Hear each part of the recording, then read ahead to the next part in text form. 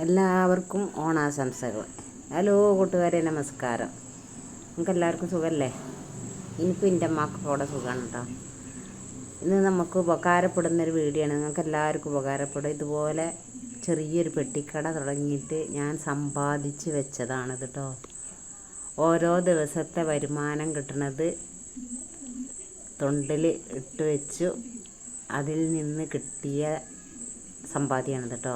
ഒരു മാസത്തെ സമ്പാദ്യം 600 രൂപ ഉണ്ട്.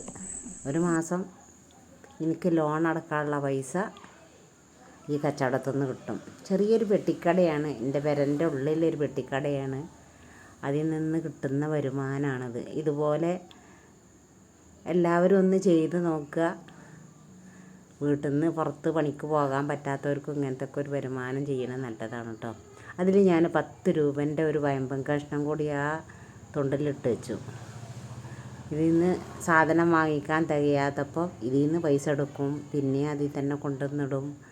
അങ്ങനെ സ്വരുക്കൂട്ടി വെച്ചതാണത്. എത്ര രൂപയുണ്ടോ നോക്കിക്കേ. 10, 5, 20, 1,